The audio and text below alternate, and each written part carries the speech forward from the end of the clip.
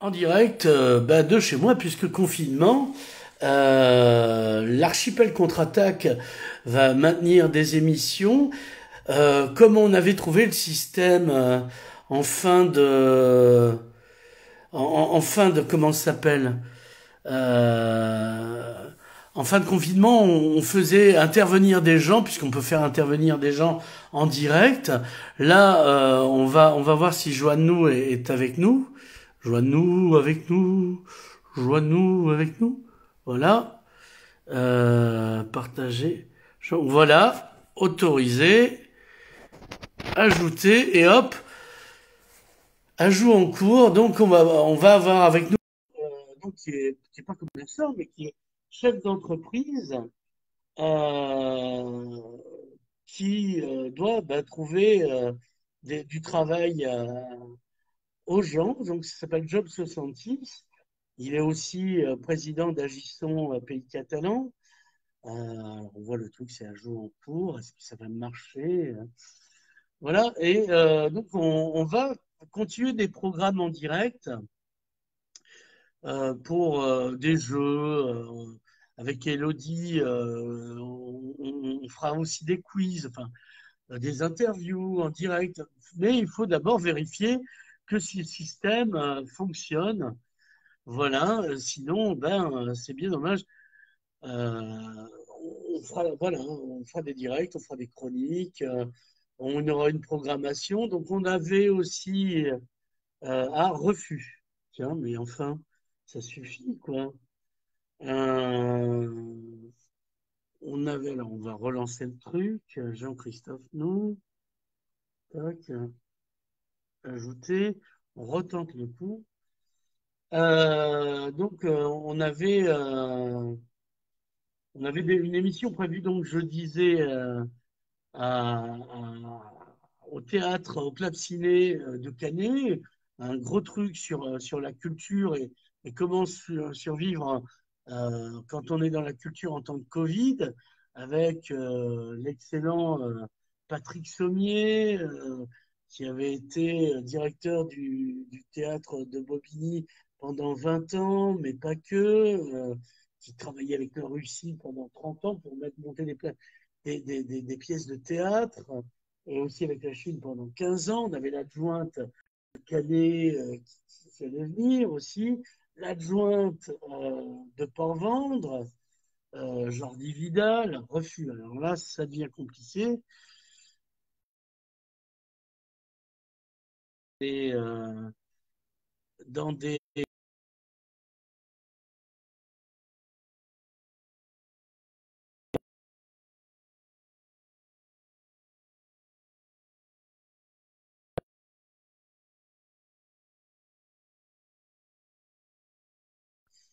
celui,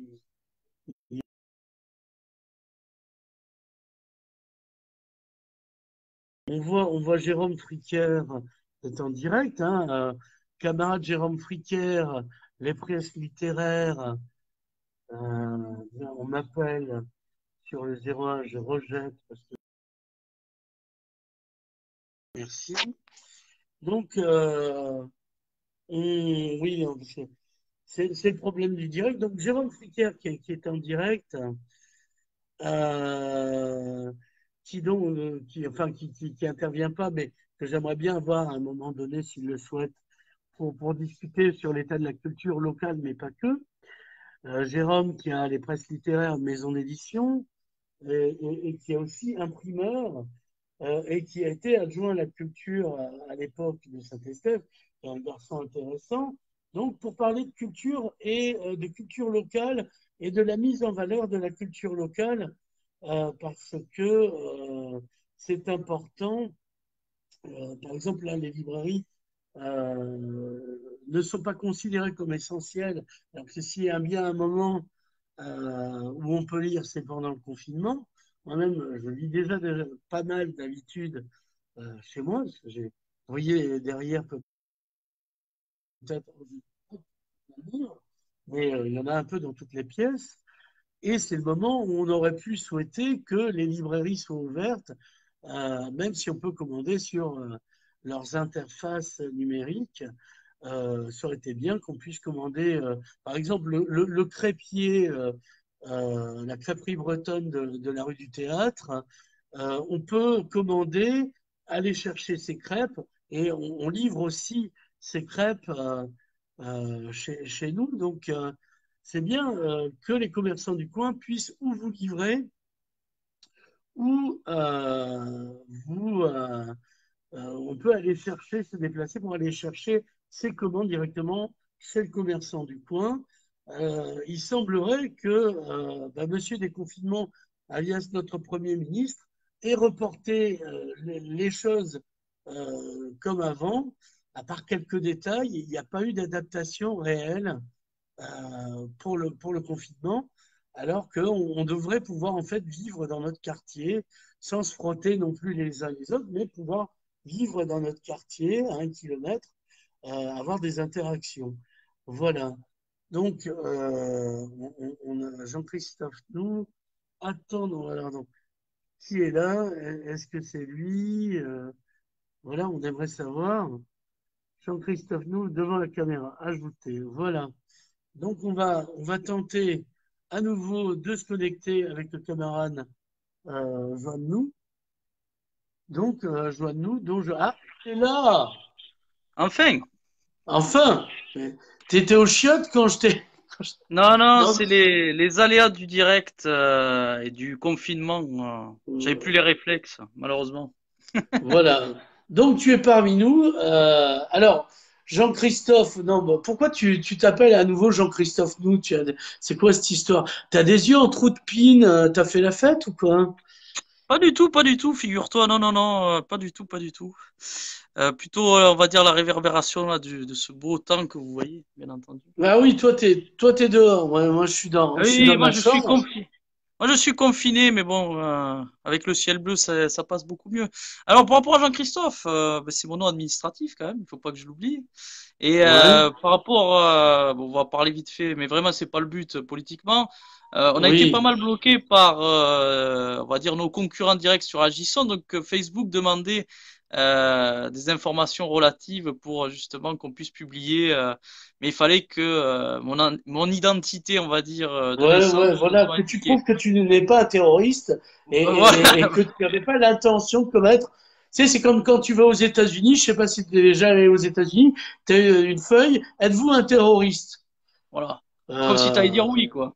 oui, Donc, donc voilà, dans 6 mois, je vous rassure, mon prénom administratif repartira dans les oubliettes, clairement. Même si, bon, ouais, faudra que je demande à mes parents pourquoi ils avaient choisi ce prénom, alors que tout le monde utilise mon diminutif catalan que j'aime beaucoup.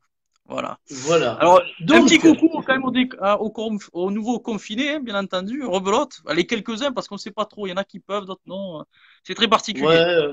si tu fais un double 6, tu sors du puits jusqu'à ce qu'un, ou alors faut attendre que quelqu'un tombe dans le confinement pour pouvoir te Voilà. sortir toi-même. Voilà. Voilà, donc c'est pas très clair. Je vous expliquerai par exemple pour la formation, c'est assez amusant comme ce qui a été décidé à notre égard. Mais bon, voilà. Allez, je t'écoute Nicolas. Alors, on Ben, salue le camarade Aosias Vera, qui est, on ne sait pas s'il est depuis l'Ukraine ou pas loin de chez nous, je ne sais plus où il habite, lui. Mais bon, on le salue parce que c'est un vieux camarade avec qui on avait fait même les 7 vies du chat, donc c'est il vrai. mérite d'être salué. Bref, revenons à nos moutons. Dans les épisodes précédents, tu as Job 66 en tant qu'entrepreneur. Alors, c'est quoi Job 66? Rapido, on va pas faire non plus. Fais Think Team de Job 66. Alors Job 66, c'est à la base c'est un site d'emploi qui a été créé sur les Pyrénées-Orientales en 2014. Mhm. Et depuis aujourd'hui, alors donc on fait du recrutement pour les sociétés, on fait de l'accompagnement de demandeurs d'emploi bien entendu, mais aussi on est organisme de formation et on est l'organisme de formation un des mieux référencés du pays catalan. Et désolé pour mes amis catalans catalanistes aussi de l'Occitanie, car on fait des formations à Toulouse et Montpellier. Bon maintenant à distance forcément vu ce qui se passe, Oui. mais on fait des formations vraiment spécifiques aux besoins du territoire. Voilà. Alors, bon, très bien. Tu es engagé dans la vie. Alors, tu es aussi adjoint à MIAS, mais c'est pas le sujet. C'est vrai, oui. Euh, hier, à 21 h, parce qu'on n'a même pas pu profiter jusqu'à minuit, j'allais dire pour faire la fête ou pour faire des courses, hier à 21h, le couvre-feu prenait son cours et toi, tu en as profité pour aller manifester devant la préfecture et tu insistais à manifester les commerçants de la ville parce que les non essentiels, comme on les appelle, Voilà. euh, voilà. Alors, tout à fait. En anglais, je crois qu'on dit irrelevant. Tout à fait, c'est ça, oui. Et en fait, pourquoi ça en est venu? On est venu à ça, c'est-à-dire que bon, de manière, tout le monde s'en doutait, il y a eu quelques fuites par rapport à déjà on parlait de la présentatrice sur CNews avait déjà donné quelques informations, Mme Kelly qui fait face à l'info. Bon, il y avait eu plein Ouais, d'infos qui circulaient que dans tous les cas on allait être reconfiné. Alors il y avait pas mal d'idées sur le reconfinement. Il y en avait qui disaient le week-end, d'autres ce serait partiel, certains endroits. Au final, tout le monde est au même tarif. Et donc, je trouvais que c'était un coup de bambou supplémentaire pour nos commerçants et nos restaurateurs, surtout. Je pense beaucoup à nos restaurateurs parce que quand même, on est un pays qu'il faut pas oublier, on a tué l'industrie pour justement qu'il nous reste le tourisme et les métiers de bouche. Si en plus on nous enlève les métiers de bouche, il reste plus beaucoup. alors, je Euh, rappelle que le tourisme en économie, on dit souvent que c'est une économie de pauvres, quoi. Tout à Et fait, tout qu'on à est à fait. la merci de la désertion justement des touristes. Tout à fait, tout Euh, à fait. Et alors encore plus, alors au niveau du tourisme de port, je veux dire en pays catalan, c'est le tourisme qui date du projet Racine, donc il n'a pas évolué. C'est non, plutôt un tourisme populaire. Racine, pas l'auteur des Racine, plaideurs, mais Racine, Racine, celui qui bossait avec le général de tout Gaulle à fait. et qui a établi le tourisme de masse et notre Pour zone, éviter, donc le pour éviter, Languedoc-Roussillon, ouais, pour éviter qu'on aille au pute en Espagne. voilà, en Espagne. Ou en Catalogne, voilà. Mais en tout cas, bon, Voilà. c'est obsolète complet. Et donc, on avait lancé ça pour justement dire il y avait un ras-le-bol parce que c'est pas les petites mesurettes, parce que là, je fais encore plus, voilà, petites mesurettes, hein, même pour nous entrepreneurs, qu'elle ait changé grand-chose, sachant qu'au bout d'un certain chiffre d'affaires, ben, on n'est pas concerné. Vous avez qu'une perte de 30%, ça vous concerne pas. Les propriétaires de locaux ne sont pas dans l'obligation de geler les loyers. On leur dit juste c'est conseillé, donc bon, je peux les comprendre s'ils ont un crédit sur le dos, ils vont pas s'asseoir sur un loyer. C'est pas des Et mécènes. voilà, clairement. Donc c'était le bon moyen d'aller rouspéter auprès du préfet. On était rendez-vous, j'avais donné rendez-vous à 18 heures. À mon grand regret, alors il y avait quand même plus d'une cinquantaine de personnes, essentiellement des citoyens, les gilets jaunes aussi, que je remercie. Les gilets jaunes se sont mobilisés. Et c'est pas des casseurs, hein, comme on m'avait dit, attention, tu vas appeler à des casseurs. Bien Il au n'y avait pas contraire. de black bloc, tu veux dire. Non, il y avait rien du tout. Non, c'était des mamans, beaucoup de mamans qui sont venues avec leurs enfants, des citoyens lambda, etc. pour autrui, et très peu de commerçants, malheureusement. Alors, il y a deux choses. Hein, on en a parlé en aparté hein, tout à l'heure, Nicolas. Il y a cette Mmh. résignation. Je trouve que on le voit sur les réseaux sociaux. Alors, les gens, ils croient plus en grand-chose. Ils pensent pas qu'on peut faire bouger les choses. Alors, ils me disent, oui, mais quand on ira voter, oui, mais là, actuellement, on ne va pas voter. C'est ça le problème, c'est Oui, voilà, qu'on parce que repousse. les prochaines élections, donc on devait voter pour les régionales et départementales, et Va être elles vont repoussé. être. Déjà, on avait des doutes, mais alors là, c'est sûr, ça sera reporté. Bien sûr, elles vont être reportées. Bon, ben, nous, personnellement, en tant que membre et président d'Agisson, ça m'enquiquine un peu parce que bon, c'était notre élection, on va dire. Mais bon, je peux comprendre pour Mmh. les raisons sanitaires. Mais voilà, les gens sont résignés. Ils pensent que seul le bout de papier va changer les choses. Non, il faut se mobiliser tout en respectant. Tout le monde était masqué hier. Je veux dire, on s'est pas tripoté pendant le rassemblement. Mais le problème, c'est que bon, on n'était pas assez. Moi, j'ai pu échanger avec la police aussi. Les policiers, ben, en off, ben, ils sont aussi autant résignés. Bon, ils sont venus parce que ils doivent Des venir. nationaux ou des municipaux? Nationaux qui sont Ouais. venus. Voilà, donc ils ont été courtois, etc. Ils comprenaient la problématique, mais il faut que les commerçants se mobilisent. Après, malheureusement, il y a eu l'attentat aussi qui n'a pas aidé dans la journée. Ça a été Enfin, une les information. attentats, c'est-à-dire qu'il y en a eu Les un attentats, premier pardon, oui, les attentats. qui a bien marché, et deux où la police est intervenue en amont, donc à savoir à Lyon et à Avignon. Tout à fait. Et donc, le problème, c'est que les informations chassent une autre information. Donc, les gens se sont démobilisés, bien entendu. Je vais vous parler de Perpignan hier soir. Il y avait trois mondes, en fait. Il y avait trois mondes. On en a parlé tout à l'heure, Nicolas. Tu avais nous, donc, pour manifester en soutien aux commerçants, aux entrepreneurs. tu avais les manifestants du jeudi pour la cause catalane et les gens qui profitaient de Mhm. leur dernière soirée, qui sont tellement, ils sont déconnectés, voilà, c'était trois mondes qui s'opposaient, trois mondes différents, clairement sur jeudi à Perpignan. Et d'un autre côté, je sais que par exemple, on pointe du doigt beaucoup les jeunes par rapport qui font la fête, etc. On avait des photos, nous on l'a fait passer de personnes qui s'agglutinaient dans les grandes surfaces pour acheter du papier toilette, des pâtes. Et Ouais, le on classique. peut pas, voilà, on peut pas me dire que le virus s'arrête aux portes de Leclerc, par exemple, hein. Ça m'étonnerait, mais bon. Plus la surface est grande, plus il y a de mélange. Voilà, Euh, sachant que les rayons sont petits, si vous êtes un nombre conséquent, alors ils filtrent hein, quand même au niveau de l'entrée des grandes surfaces, mais voilà, il faut arrêter à un moment donné. Moi, je dénonce plus. Alors, j'ai des débats réguliers, on reproche que les gens n'ont pas été assez respectueux du masque, etc. Moi, je trouve que c'est faux. Quand même, la plupart des gens, ils avaient les masques, les gestes barrières sont respectés. Par contre, voilà, depuis le printemps, le gouvernement français, on ne peut pas dire qu'il n'a pas rappelé le personnel soignant. Donc, il y a beaucoup de gens qui démissionnent des aides-soignantes, des infirmières, parce que le métier n'est pas valorisé. Et les lits, c'est toujours le cas, ben, il n'y a pas assez de lits, clairement. oui, parce que il y a eu l'intervalle entre les deux confinements, c'est quoi? C'est 6 mois, un peu plus, j'ai pas ça en tête. À peu près, ouais, Mais grosso modo, hein. non seulement le gouvernement n'a pas réinvesti dans l'ouverture de lits, etc. Alors le discours, c'était de dire oui, mais on forme pas un respirateur, un réanimateur comme ça, infirmière ou médecin, certes, mais tu peux embaucher des mercenaires ailleurs. Mais bien sûr, c'est ce qu'ont fait Puisque ça n'a l'Italie, pas je crois. dérangé la France, qui a fait Ouais. venir pendant 30 ans, comme elle avait baissé le nombre de médecins formés, des médecins de l'étranger. Donc, Mais ils auraient pu investir, voilà. il y a une certaine Et pareil époque, pour et les infirmières. mais bien sûr, et tu as raison, il y a une certaine époque, on avait embauché des infirmières espagnoles. Quand on manquait Oui, d'infirmières, oui. elles s'étaient retrouvées dans les CHU de Toulouse, etc. Je crois que là, actuellement, pendant le confinement, pendant cette période, pardon, je crois que l'Italie a fait appel aussi à des médecins étrangers. Il n'y a pas de honte, je veux dire, il n'y a pas de honte sur ça. Et par Des contre, on a médecins des cubains et même des Russes.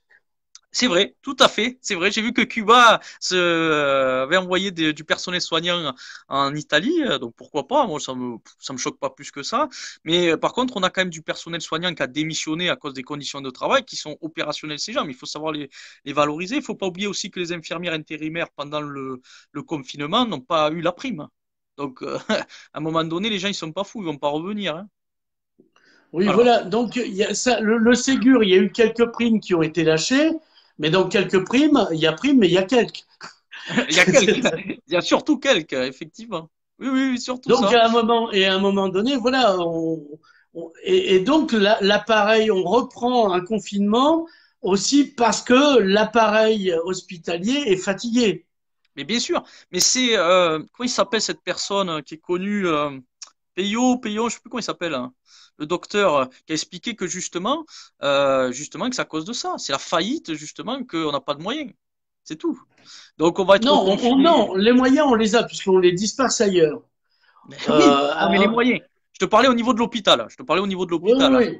À un Effectivement, on a moment des donné, moyens. la loi de finances peut très bien dire, bon, ben, écoutez, dans la foulée, on revote une loi de finances complémentaire, ce qui existe en finances publiques en France, et on met le paquet sur la restructuration du système hospitalier français, voilà. Mais Et ça n'a et pas été notre le cas. non, ça n'a pas été le cas. Alors là, je vais pas taper sur le président Macron, mais il y a eu ses prédécesseurs qui ont fermé des hôpitaux dans les zones Depuis rurales, Sarkozy, etc. et même avant, Mais bien sûr, bien avant. Bachelot. Je veux dire, les problématiques aujourd'hui des déserts médicaux dans la ruralité, ils datent pas de maintenant. Donc bon, ben voilà, aujourd'hui on paye ce lourd tribut et malheureusement, ben la seule solution qu'ils ont trouvée, c'était la dernière possible et envisageable, c'est le reconfinement. Mais un Comme au reconfinement, Moyen Âge.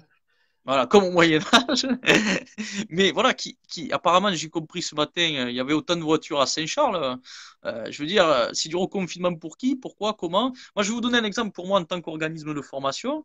Alors moi, j'ai manifesté, mais honnêtement, moi, je peux faire du distanciel, etc. Donc, je pourrais être égoïste et j'aurais pu dire, ben, ils se débrouillent, mais non, je préférais quand même être solidaire des entrepreneurs qui souffrent parce qu'on va avoir des suicides hein, d'entrepreneurs, hein. J'espère qu'on sera autant émus. Mais par exemple, voilà, pour nous, les organismes de formation, vous pouvez continuer les formations si vous n'avez pas trop le choix, mais c'est quand même déconseillé. Voilà, donc en fait, pour moi, qui est une petite salle qui peut accueillir à la base, quand il n'y avait pas le confinement, de 10 personnes, mais maintenant je dois faire les espaces, je ne dois plus qu'accueillir 4 personnes, c'est pas rentable pour moi. Donc je vais devoir faire des formations à distance. Voilà. Donc on a parlé de ça, c'est pour ça que j'ai milité depuis quelques années pour le retour de l'enseignement de la médecine à Perpignan, qu'on ait Tout à fait. enfin le CHU qu'on aurait dû avoir, que c'est les élites médicales de l'époque qui ont refusé. Donc c'est pour ça que le CHU est à Nîmes, que maintenant on puisse à nouveau formé en médecine à Perpignan. Louis Alliot a repris le truc, la dernière interview, et Il en a parlé, effectivement. les deux candidats de l'université pour la présidence de l'université, eux aussi militaient pour le retour de l'enseignement de la médecine à Perpignan. Donc peut-être que le Covid aura au moins quelque utilité, c'est qu'il nous permettra d'avoir un débat à ce sujet et de faire revenir à terme justement l'enseignement de la médecine à Perpignan. Mais revenons au commerce. Donc là, pendant un mois à minima, puisque on peut Alors 15 jours, recommencer. j'ai vu que le MEDEF milite pour que 15 jours et pas plus. Mais bon, pour ce qui pèse le MEDEF aujourd'hui, ça, évidemment, un mois, je passe même peut-être plus qu'un mois, malheureusement. Oui, voilà, comme c'est parti. Alors, de l'autre côté de la frontière, c'est pareil. J'avais un ami barcelonais. Eux, ça fait à nouveau une semaine qu'ils étaient reconfinés chez eux. Voilà. Alors, ils sont en train de péter à Barcelone, hein, quand même, hein. Tous les soirs, ça pète, hein. Ça Ah, pète, ça j'ignorais pète. de le savoir. Voilà, et malheureusement, en France, on va dire, on est plus universaliste. Le problème en Espagne ou en Hmm. Catalogne, c'est des quartiers qui sont. Alors, est-ce qu'il n'aurait pas fallu ça aussi? Mais c'est en fait, et souvent les quartiers pauvres qui sont isolés. C'est le cas à Madrid, etc. Donc forcément, ça pète Hmm. tous les soirs. Il y a aussi en Italie, j'ai vu à Rome que ça avait pété par rapport au À reconfinement. Naples aussi. À Naples, tout à fait. À Naples, donc alors, moi, je veux juste répondre aux gens qui pensent qu'on est égoïste, les gens qui, par exemple, hier soir, vu que j'appelais à manifester, j'ai eu droit que j'étais égoïste, j'étais pas solidaire des personnes vulnérables, etc. C'est totalement faux, bien entendu. Je fais partie, comme beaucoup, de moins en moins de gens, mais contributeurs justement pour que le service public puisse encore exister dans ce pays. On manifeste pas par plaisir. Je veux dire, j'ai dû manifester grosso modo dans ma vie 3 fois. Oui, Souvent parce que t'es pas un gauchiste, hein. non, mais même pas pour des raisons idéologiques, etc. J'ai dû manifester dans ma jeunesse, souvent pour la cause catalane, et c'est vraiment hier j'ai remanifesté. Ça faisait vers 5 ans que j'avais pas manifesté parce que moi tous les jours, je peux vous expliquer, je peux le dire, j'ai plein de gens qui m'arrivent avec des larmes, qui en peuvent plus quoi. Ils en peuvent plus. Il faut savoir qu'un entrepreneur dans ce pays, et ça c'est une réalité, il est seul. Il est seul avec l'administration. C'est-à-dire que nous, aujourd'hui, moi je peux vous parler dans mon secteur, on est payé par la Caisse des dépôts pour la formation. Eux, ils ont du retard. Caisse dépôt et consignation, donc un Voilà, outil de l'État. un outil de l'État supplémentaire. Eux, ils ont du retard pour nous payer. Mais c'est normal. C'est normal, on peut rien faire. De manière, on va pas leur mettre un avocat, ça sert à rien. Par contre, eux, si vous avez, par exemple, on a des cas de contrôle, bien sûr, pour voir que la formation est de qualité. Les impôts aussi, par exemple, vous n'avez pas intérêt d'être en retard, hein, parce que eux, ils vous loupent pas. Clairement. On ne peut pas négocier avec ces gens-là. Donc, moi, ce que je trouve dommage, c'est qu'on n'a pas eu d'année blanche pour les entrepreneurs. Ça, c'est scandaleux. Oui, J'ai parce que juste, ce qu'on vous a reporté, vous devrez le payer. Mais vous voilà. l'aurez pas fait plus pour autant. Vous aurez pas Non, rattrapé non. de toute manière. Donc, Non, non, c'est pas un cadeau. C'est un cadeau même empoisonné, clairement. Donc, je vois pas aujourd'hui c'est le. comme un crédit revolving, quoi, finalement. Oui, c'est dur. Tout à fait. C'est un crédit revolving, clairement. Ce n'est pas. Alors, quand j'entends que l'État a pris des dispositions, ben, on n'a pas Ah oui. la même signification de disposition. Et je vais vous dire, je mangeais avec un collègue à midi, parce que bon, comme beaucoup de personnes, mais j'ai voulu soutenir quand même les restaurateurs. Donc jusqu'au dernier jour, je suis allé manger. Ben, aussi, hier soir, juste avant les 21h, je suis quand même allé boire un dernier verre chez un cafetier.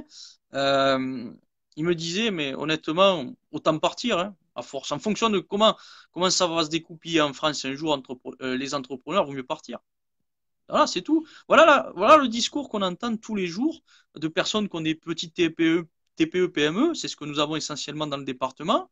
Des gens qui font vivre quand même trois quatre personnes en CDI ou alors avec d'autres statuts, mais qui font vivre, qui participent à l'économie, il n'y a aucun soutien. Alors, moi, c'est pour ça que je voulais voir Monsieur le Préfet. Lui, il aurait évidemment défendu l'État, il aurait sorti l'étendard étatique, etc. Mais c'est pas la réalité. Ce monsieur qui vient passer une journée avec nous, il comprendra ce que c'est la réalité du terrain pour les entrepreneurs. Et je regrette aussi une chose, que l'UMI avait prévu une manifestation lundi à 15h30 et suite aux événements euh, tragiques de Nice, ont annulé la manifestation.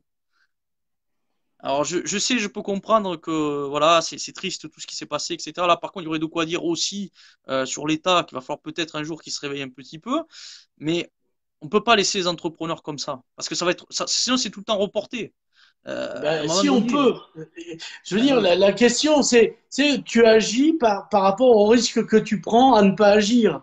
Euh, L'État, si tu crèves, il estime que ça changera pas grand-chose, si tu veux. Parce que Moi, oui, c'est-à-dire que dans les statistiques, une grande entreprise qui ferme, c'est 2000, tu vois. ouais. Toi, tu as un ou deux employés, enfin, on s'en fout, c'est Quatre, pas quatre. Donc, mais même si cumulé, eh ben, ceux qui emploient les plus gros employeurs sont les indépendants, Tout à fait. Ce PME, sont les PMI et TPE-PME. artisans, Tout à tu fait. vois. Donc, tu dis, ils sont dans la théorie américaine où on nous avait fait le coup, si tu veux, en 2008, le too big to fail, tu vois, trop gros pour tomber. Eh oui. Donc, on soutient les gros, et sauf que ce qui, à terme, a provoqué euh, la rupture de 2008, c'est à mon avis tous les petits propriétaires qu'on a poussé à acheter leur maison, qui n'ont pas pu la garder, tu vois. Mais bien sûr, bien sûr. Et Et donc, tu parles, ça crée une bulle qui explose, en fait, à terme. et tu as totalement raison quand tu dis on soutient les gros parce que voilà, c'est comme tu dis 200 personnes sur le carreau, etc. à coup de subventions publiques. Hein. C'est nous hein, qu'on subventionne ça pour maintenir. Il y a eu le cas dans le Nord, je sais plus, c'était Bridgestone ou je sais plus, Mmh. euh, qui touche des subventions de fou, mais à la fin, ils partiront dans tous les cas. Quand ils se seront bien graissés, ils partiront dans tous les cas. Ça sert à Il rien de faut faire ça. Il faut soutenir, en fait, ceux qui peuvent pas partir. tout à fait les petits comme nous, Alors que tout la à fait. France, c'est toujours l'inverse. On rattrape que ceux qui courent pas. Eh oui. C'est ça le Les point. autres, Parce de que toute façon, ils vont partir parce qu'ils ont la possibilité et donc ils ont aucun scrupule, aucune morale à se bien sûr. tirer.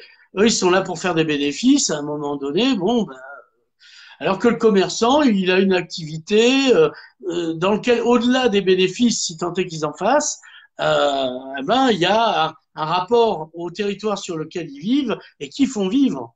Et clairement, on en revient, hein, les fameux cercles vertueux que moi je défends souvent sur Agisson. 1 euro consommé, dépensé ici, c'est de l'économie qui retourne en Qui bon catalan, réinjecté. qui est réinjectée. Quand vous consommez, comme je vois cette queue énorme, alors j'ai rien contre Auchan, qui fait partie des plus gros employeurs du département, l'argent il repart dans le Nord, hein, je veux dire, il reste pas chez nous. Hein. C'est tout. Que quand vous allez Non, il repart même pas dans le Nord. Il repart en Belgique où il ne paye en pas ses impôts. Belgique, tout à fait, ou dans des paradis fiscaux, etc. Parce que ces gens-là ont les moyens justement de faire de l'évasion fiscale, hein, voilà, de défiscaliser plutôt, que nous on n'a pas, nous les petits, enfin les petits Moi, aux entrepreneurs. Bahamas, j'ai pas de voisins commerçants de mon quartier, quoi. Je me doute, je me doute. Et donc, voilà, c'est ça qui est important.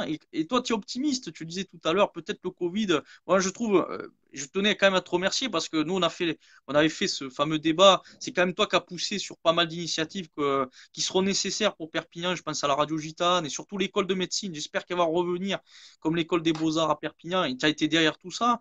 Mais je ne crois pas que les gens ont compris, malheureusement, quand on voit ces queues encore dans les grandes surfaces qu'il fallait revenir à les choses beaucoup plus essentielles. Moi aussi, Les hein, je vais dans les circuits grandes courts. surfaces.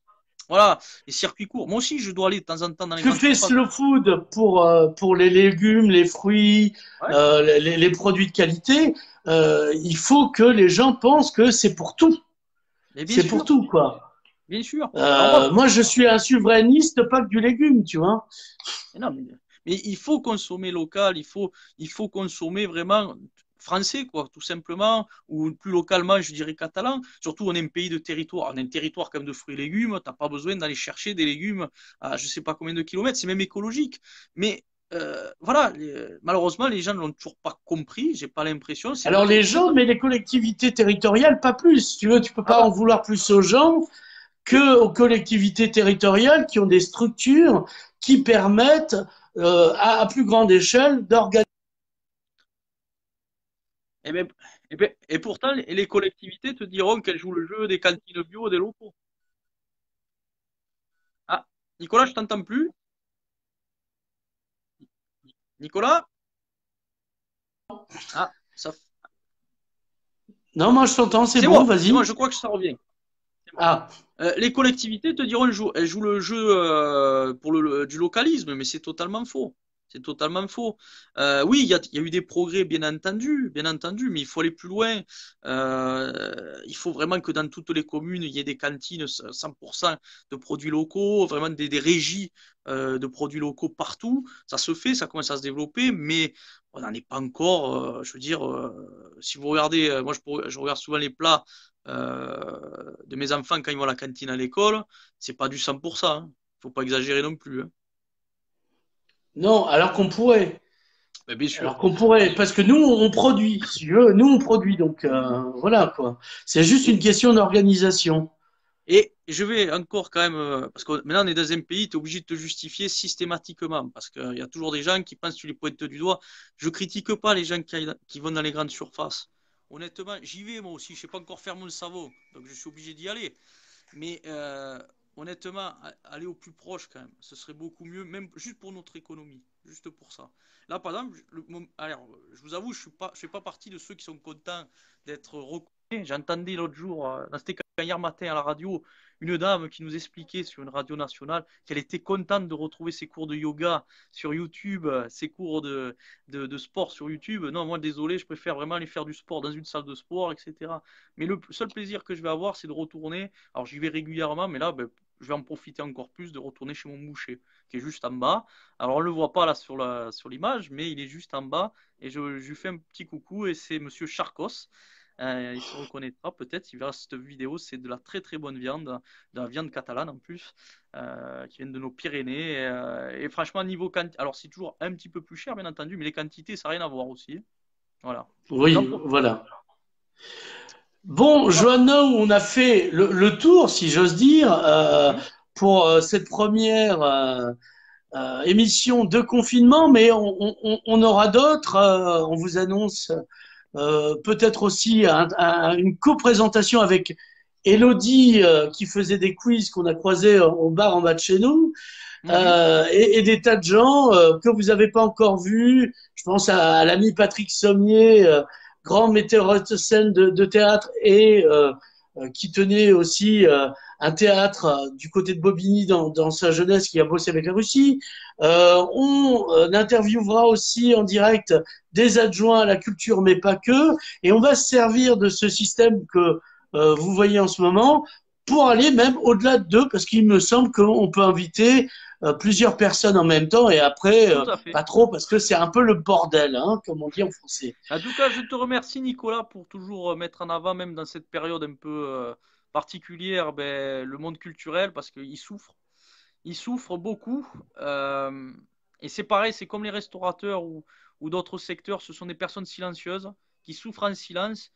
Mais honnêtement, je parlais, on a tué l'industrie en France. On l'a tué, hein, clairement. On a voulu faire un modèle comme anglo-saxon, fait comme en Angleterre, qu'ils ont plus d'industrie, que tout est basé sur les services et la finance. Mais quand même, la culture, c'est fait partie aussi de notre patrimoine économique. On est quand même le pays le plus, je crois, le pays le plus visité au monde. Et si on tue la culture, il ne restera pas grand-chose quand même dans ce pays. Moi, je commence à m'inquiéter sérieusement. Voilà. Joannou, merci et on Allez, se à bientôt, reverra. Nicolas. À Allez, au bientôt. Au revoir. revoir. Au revoir.